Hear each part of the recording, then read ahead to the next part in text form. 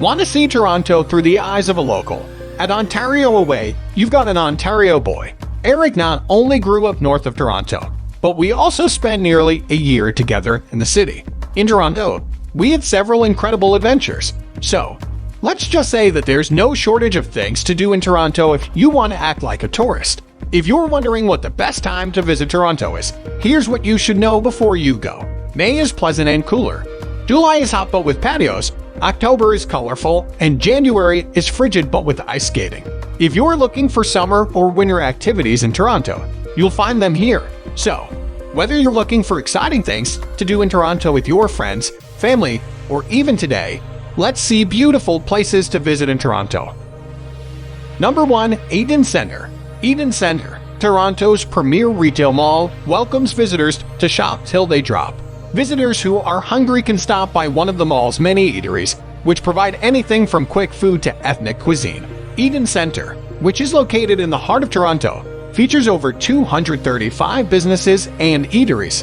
This massive structure, which also houses offices, attracts almost 1 million visitors per week, making it Toronto's most popular attraction. Visitors will be unable to shop at Eaton's, the department store chain named after it, because it is no longer in operation.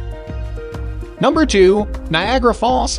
An easy day journey from Toronto to Niagara Falls is well worth the time if you have never gone. In just over an hour, you can be standing on the edge of the falls. If you don't want to drive yourself, a tour to Niagara Falls from Toronto is a convenient option to see the falls. Tours include hotel pickup and drop-off, as well as a Niagara cruise that takes you up close to the iconic Horseshoe Falls crashing wall of water. Whirlpool Rapids, the Floral Clock, and the lovely tiny town of Niagara on the lake are among the highlights of the tour. Number 3. CN Tower. The Canadian National Tower, also known as the CN Tower, is the jewel in the crown of Toronto's skyline. The CN Tower, which was built in the 1970s, was once the world's tallest man-made building. The views from the top, which stands at 533 meters, are breathtaking. You can see for kilometers and even across the border into the United States. There's plenty to do once you've taken one of the quick elevators to the main deck. For those courageous enough to walk on it, there's a famous glass floor. It's a little disorienting seeing down to the earth. There's a restaurant up there called 360 Restaurant that specializes in high-end meals made with local products. What's the best part? Every hour, the restaurant rotates completely, giving you 360-degree views of the city. Number 4. Ripley's Aquarium. Ripley's Aquarium, a relatively recent addition to the city's list of fantastic things to do, has certainly made a splash in a short amount of time. The aquarium has North America's longest underwater glass tunnel, which runs through Dangerous Lagoon. This is where you'll meet some terrifying creatures like sharks and eels. There are 9 separate galleries to visit, with over 400 species to see. You will undoubtedly discover something to your liking, because the location is so popular. They suggest going before 10 a.m. or after 3 p.m. to avoid the crowds. If you know which day you'll be visiting Ripley's Aquarium of Canada, consider purchasing Ripley's Aquarium After Hours ticket, which is good for a night visit after 7 p.m. Crowds may be smaller, and admission may be cheaper than the regular rate. Number 5. Toronto Island. If you want to get away from the rush and bustle of downtown Toronto, this is the place to go. Take a look at the Toronto Islands. They might be of assistance. The islands, which are located in Lake Ontario just off the shore across from downtown, are famed for its beaches, walking trails, and the historic Centreville Amusement Park. The islands themselves have people living on them, and a boat service runs between Yonge and Bay Streets from the Queen's Quay Ferry Terminal. The Toronto Island Ferry timetable can be found here. If you want a more intimate tour of the harbor and its environs, this Toronto Harbor Boat excursion is a good option, because you must disembark on the islands. The tour also functions as a water taxi, and spectacular views of the skyline are virtually guaranteed. Number 6. Casa Loma. It's a house, right? It's a castle, right? It's not Casa Loma, it's Casa Loma.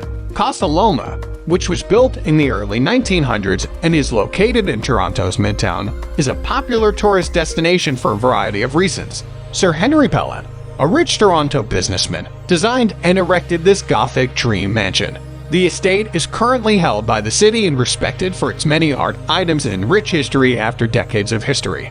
Casa Loma hosts a variety of events, festivals, and even weddings throughout the year due to the estate's magnificent size and gardens. Number 7. Rogers Center. Are you considering sports?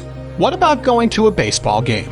The Rogers Center, which is geographically positioned at the base of the CN Tower, hosts the Blue Jays. The Blue Jays are the only Canadian team in Major League Baseball. So if you're in Toronto between April and September, you'll have no choice but to watch baseball north of the border. The beautiful thing about going to a Jays game in the summer is that you get to spend time outside in the sun. Another advantage of buying tickets at the Rogers Center is that they are still reasonably priced. You can attend to a game for a low price and sit in comfortable seats. Number 8. Nathan Phillips Square. Are you visiting Toronto and want to take a shot for Instagram? You, of course, do. From Lake Ontario, head north to Nathan Phillips Square. Toronto City Hall and the renowned Toronto sign are both located on Queen Street West, just west of Yonge. The sign is frequently themed for various festivals or occasions during the day. It's all lit up at night. Nathan Phillips Square is a popular meeting place in the city. The square is packed with concert stages and revelers on New Year's Eve. Eric has even been a few times. In the winter, the fountain in front of the sign transforms into an ice skating rink, which is open to the public and free to use, or costs a few dollars for a skate rental. Since it's a great site to start any Toronto sightseeing experience, there are street food carts and a number of tourist buses parked here. Number 9. Dundas Square. If you're looking for a Toronto version of Times Square, Dundas Square is the place to go. The intersection near Yonge and Dundas is a terrific place to witness Toronto in full swing in the evening, from the street performers to the lights at night. There isn't much to do there besides shopping and restaurants, but you definitely stop by in the evening to take some shots. It's certainly worth mentioning that the Eaton Center is located on the southwest corner, which is a must-see but not worthy of its own spot on the list. It's merely a great mall that's quite large and has a number of well-known stores. There are fountains, as well as a Christmas tree and big reindeer. Number 10. Toronto Zoo.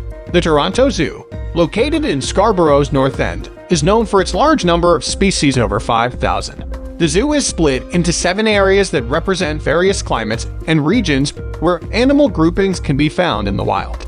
The Toronto Zoo, which first opened its doors in the 1970s, now attracts a large number of visitors thanks to its dedication to research and environmental sustainability.